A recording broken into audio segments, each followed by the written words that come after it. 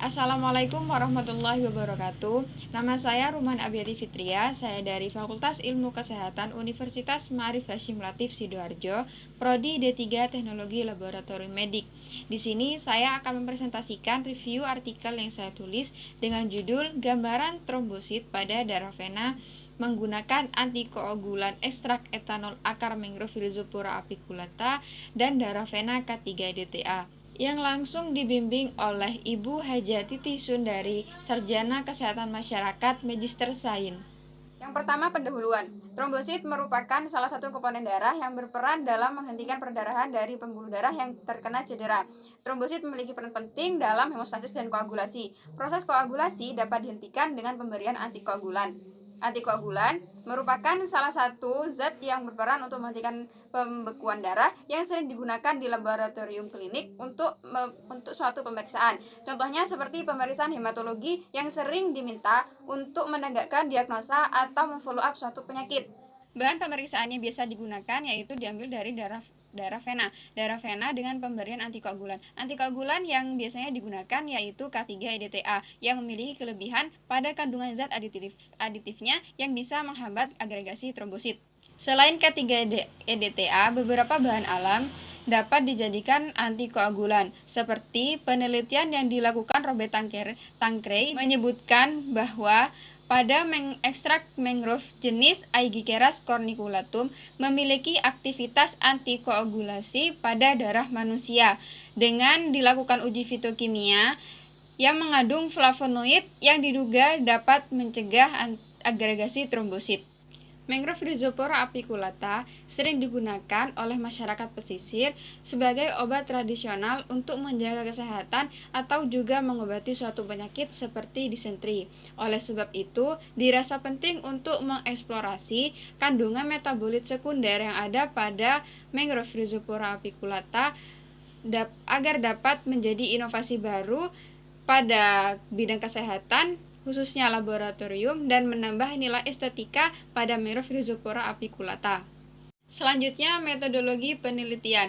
Review artikel ini menggunakan metode studi literatur dengan data yang digunakan yaitu data sekunder yang diambil dari publikasi ilmiah di internet seperti judul atau artikel penelitian yang nantinya akan dianalisis secara deskriptif dengan memaparkan dan membandingkan penelitian eksternal terkait.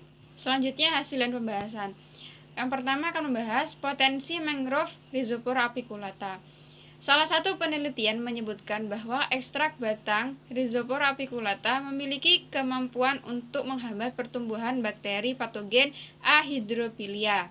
Dari kedua penelitian tersebut pun menyebutkan bahwa batang dan daun Rhizopora apiculata memiliki senyawa metabolit sekunder yaitu flavonoid. Hal ini sesuai dengan pendapat Rohaiti et al. Tahun 2010 bahwa hampir pada semua bagian tanaman Rhizopora sp mengandung senyawa alkaloid, saponin, flavonoid, dan tanin. Salah satu penelitian lain yang juga menggunakan ekstrak mangrove spesies Aegiceras corniculatum yang dilakukan oleh Robert Tankrey tahun 2013 menyimpulkan bahwa ekstrak mangrove Aegiceras corniculatum memiliki aktivitas antikoagulan terhadap darah manusia dan uji fitokimia yang dilakukan mengandung senyawa metabolit sekunder yaitu flavonoid. Flavonoid yang diduga dapat menghambat agregasi trombosit. Yang kedua, ekstraksi akar mangrove Rhizopora apiculata.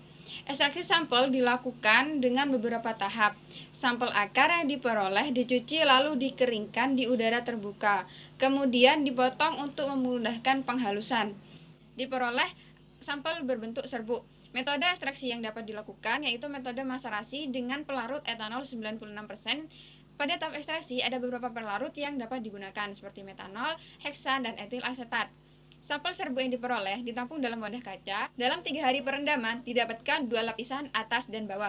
Lapisan atas yaitu berupa supernatan yang selanjutnya disimpan. Sedangkan lapisan bawah berupa endapan direndam lagi selama 3 hari dengan perlakuan yang sama seperti perendaman yang pertama. Supernatan yang dihasilkan dari tahap pertama dan tahap kedua kemudian dicampur dan dilakukan penyaringan menggunakan kertas saring. Untuk menguapkan dan menghilangkan etanol dari hasil saringan yang diperoleh dilakukan evaporasi menggunakan rotary vacuum evaporator.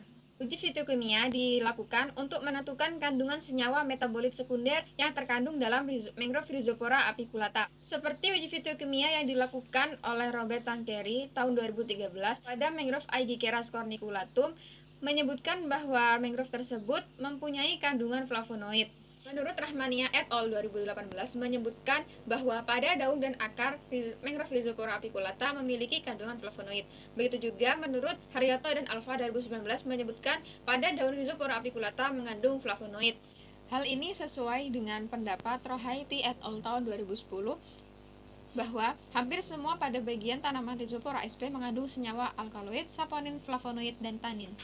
Penentuan ini dilakukan secara kualitatif dengan menggunakan beberapa reaksi uji fitokimia yang dilihat adalah adanya perubahan warna. Akar mangrove Rhizopora apiculata diletakkan pada cawan dan ditambahkan 2 mili etanol, kemudian diaduk.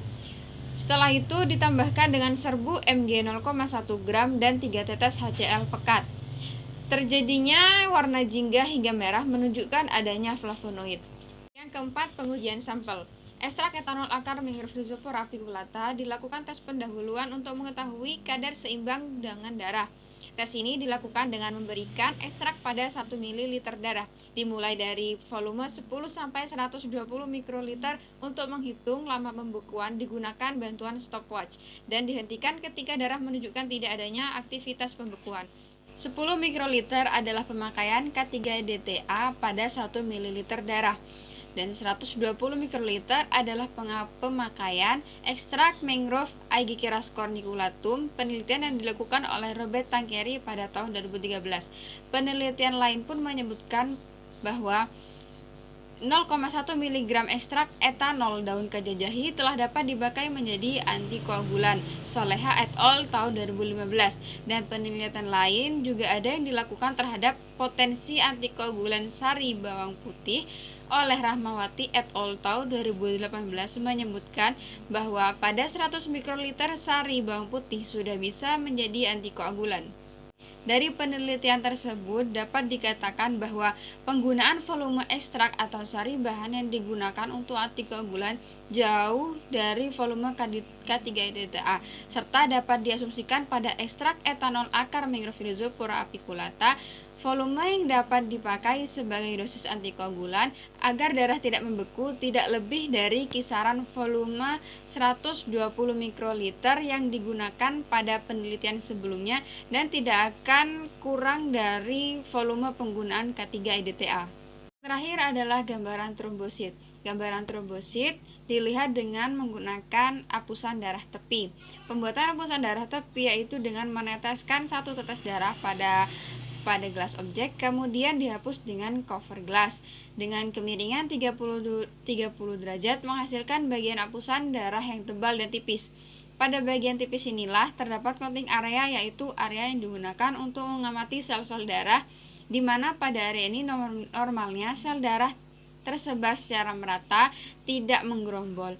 Selanjutnya sediaan dikeringkan kemudian diamati menggunakan mikroskop untuk melihat gambaran trombosit. Pada penelitian yang dilakukan Robert Tankeri 2013 pada uji aktivitas antikoagulan ekstrak mangrove Aegyceras corniculatum, didapatkan hasil pada darah yang ditambah ekstrak terlihat sel darah yang tidak saling berkaitan, dengan artian bahwa trombosit tidak berkelompok dan memiliki bentuk normal. Sesuai dengan pendapat Jun Quire DKK pada tahun 1997 bahwa trombosit terlihat berbentuk bulat dan tidak menggerombol serta memiliki inti yang kosong pada sediaan hapusan darah yang tidak membeku. Dengan demikian, kandungan senyawa flavonoid pada ekstrak etanol akar mangrove Rhizopora apiculata yang dapat digunakan untuk menghambat agregasi trombosit dan menghasilkan gambaran trombosit normal pada hapusan darah tepi. Kesimpulan yang dapat diambil dari review artikel yang saya tulis adalah antikoagulan ekstrak etanol akar mangrove Rhizopora apiculata memiliki gambaran trombosit normal pada hapusan darah tepi seperti pada hapusan darah tepi darah vena K3DTA dan memiliki kandungan flavonoid yang dapat mencegah agregasi trombosit dengan volume penggunaan pada darah kurang dari 120 mikroliter per mililiter darah. Demikian presentasi yang dapat saya sampaikan. Mohon maaf jika ada kesalahan dan kekurangan. Terima kasih kepada seluruh pihak yang telah mendukung dalam penulisan artikel ini. Wassalamualaikum warahmatullahi wabarakatuh.